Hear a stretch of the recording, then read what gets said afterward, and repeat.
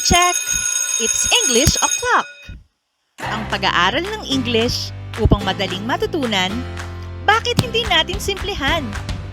Halika! Manood at makinig sa English Teacher ni Juan! Hi there! Our target most essential learning competency for today's lesson is compose an argumentative essay. Sigurado akong after mo mapanood ang video na to, ay magiging madali na para sa iyo ang pagsulat ng argumentative essay. But first, let us define argumentative and essay separately. The word argumentative is defined as having or showing a tendency to disagree or argue. Ibig sabihin, pag sinabing argumentative, nakikipag-argumento o nakikipagdebate. While essay means a short piece of writing on a particular subject. Sa Tagalog, ito yung tinatawag nating sanaysay. Putting these two together, argumentative essay is a kind of writing that aims to make the reader agree with the writer's opinion about a controversial or a debatable issue. Ibig sabihin, kapag pinasulat ka ni teacher ng argumentative essay, ang isusulat mo ay isang sanaysay about a controversial or debatable issue. And your goal is to convince the readers na tama ang opinion mo tungkol sa issue na yon. And in the same manner, kailangang makuha mo ang simpatsya nila at mag-agree sila sa'yo. Now let's say na ito yung issue. Malacanang told mayors to follow the priority list for the coronavirus disease 2019 or COVID-19 vaccination. Sinabihan daw ng Malacanang ang mga mayor na kailangan nilang sundin ang priority list ng mga taong dapat na unang makareceive ng bakuna. And those include of course our frontliners and senior citizens.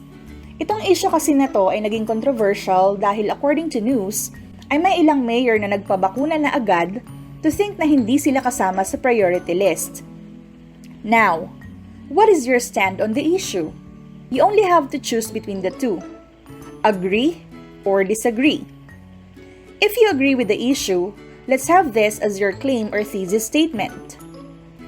Mayors should not skip the COVID-19 vaccine line since they are not in the priority list. On the other hand, if you happen to disagree with the issue, let's have this as your claim or thesis statement. Mayors should also be prioritized for vaccination, so they could influence their constituents to get vaccinated as well. Remember, you only have to take one side. Choose only one between the two claims. And this is actually the first step in developing your argumentative essay. You have to formulate your claim or argument on the issue. Now let's say you already have your claim or argument.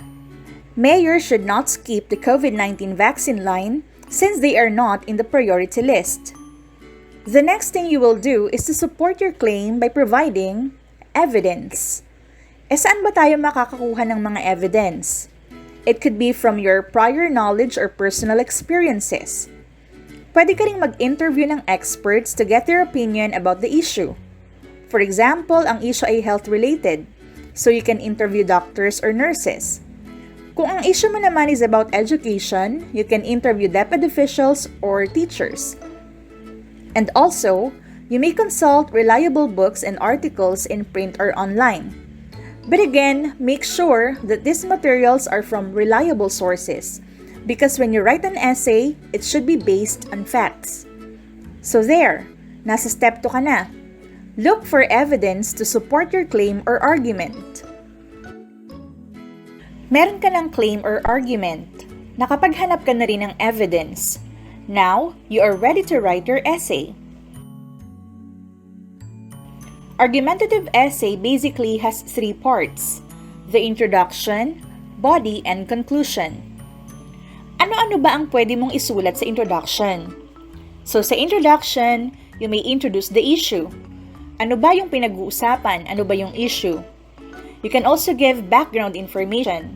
Magbigay ka ng ilang impormasyon na related doon sa issue.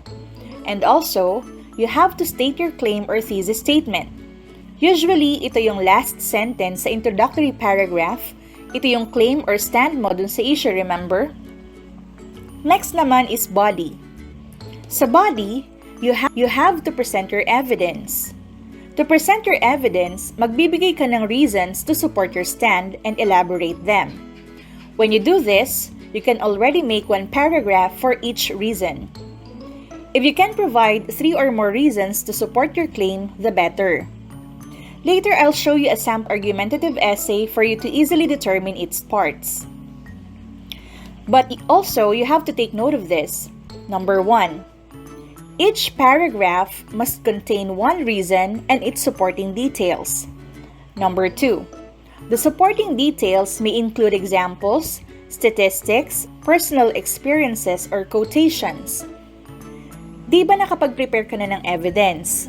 So, saan naman manggagaling yung supporting details mo? Just like what I mentioned earlier, data may come from your personal experiences or through experts' opinion or reliable sources like books and articles. Again, let me reiterate, hindi pwedeng mag-imbento ng data. Part din ng body of your essay ang counterclaim and rebuttal. This part may be written as another paragraph. So kung meron ka ng 3 evidence equivalent to 3 paragraphs, this one is the 4th. Ano ba yung counterclaim? Di ba you already formulated your claim or thesis statement? So the counterclaim is the opposite. This is the opposing argument. Sa pagsulat kasi ng argumentative essay, it is not only how well you defend your stand, but you also have to cite the opposing argument, then refute it. Let's have this example. So again, this is your claim. Mayors should not skip the COVID-19 vaccine line since they are not in the priority list. If this is your stand on the issue, of course, may ibang tao na siguradong against din naman sa opinion mo. Now, this is the counterclaim or opposing argument. Others might say that mayors should also get vaccinated as they are influencers. Oo nga naman, di ba? Pwede naman ikatwiran ng iba na dapat mabakunahan din ng mga mayor para maimpluwensyahan din nila na magpabakuna yung mga nasasakupan nila. Most especially, aware naman tayo na may mga tao talaga na nagdadalawang isip pa kung magpapabakuna o hindi. But then of course, hindi ka naman papayag na manalo yung opposing argument. So kailangan mo i-refute or i-rebut. That is termed as rebuttal, or to make it simple, mag-isip ka ng pangdepensa. So your rebuttal here is, but due to the limited supply of COVID-19 vaccines, frontline workers and the most vulnerable must still be prioritized. Going back to the parts of an argumentative essay, proceed naman tayo sa conclusion. Your conclusion, which is the last paragraph, can include a general statement that supports your claim or thesis statement, minsan naglalagay din ng quotation, and call to action. Pag sinabing call to action, this is a statement that challenges the readers to respond or to do something. We are now on the last step. Step 3. Write your argumentative essay following this format. I will now present another issue. The public display industry keeps many species of marine mammals captive in concrete tanks, especially whales and dolphins. This issue actually is one of a major concern in America. Kasi sa Amerika, karamihan ng mammals such as whales and dolphins ay ginagamit for entertainment shows. Before we proceed, let me remind you again of the steps in writing your argumentative essay. Step 1. Formulate your claim or argument. Step 2. Look for evidence to support your claim or argument. Step 3. Write your argumentative essay following this format: introduction, body, and conclusion. So again, this is the issue. The public display industry keeps many species of marine mammals captive in concrete tanks, especially whales and dolphins. So this is how the introduction was presented by the writer. There is no doubt that marine mammals should not be held in captivity. They are a part of nature and should not be bought, sold, or thrown in an aquarium.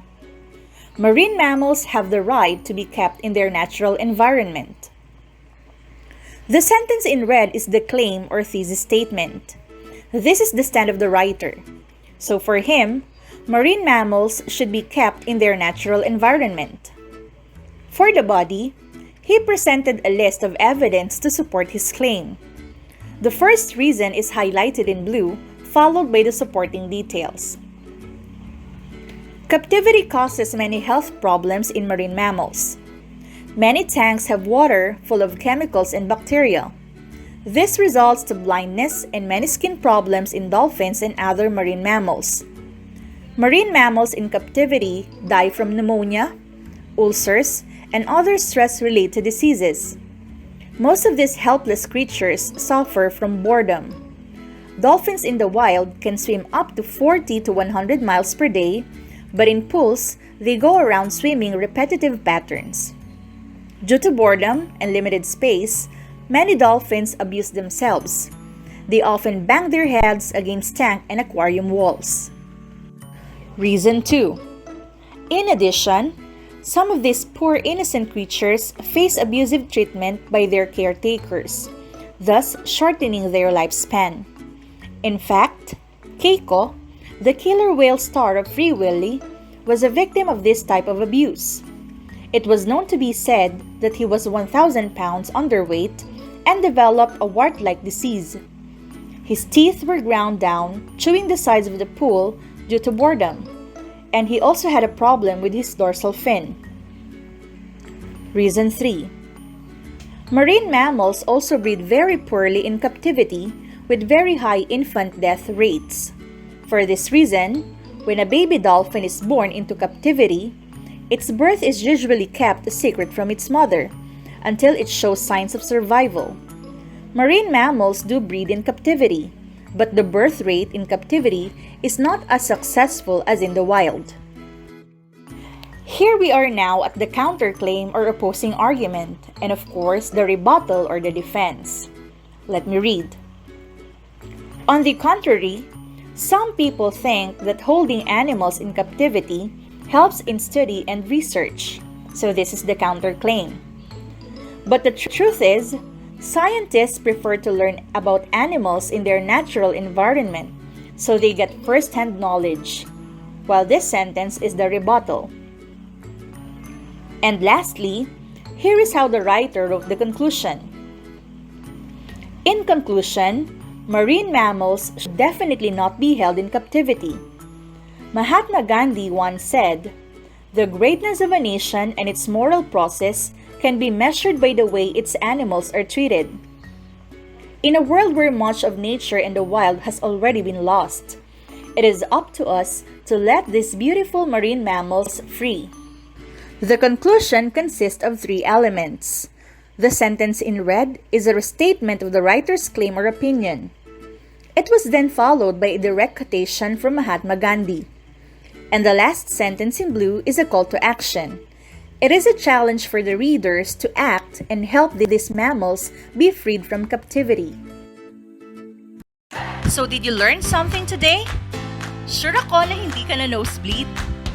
If you want more of this video tutorial and learn English in a light speed, huwag kalimutang mag-subscribe at i-turn on ang notification button para updated ka sa mga bagong lessons. Ako ang teacher mo, ang English teacher ni Juan. Class dismissed! See ya!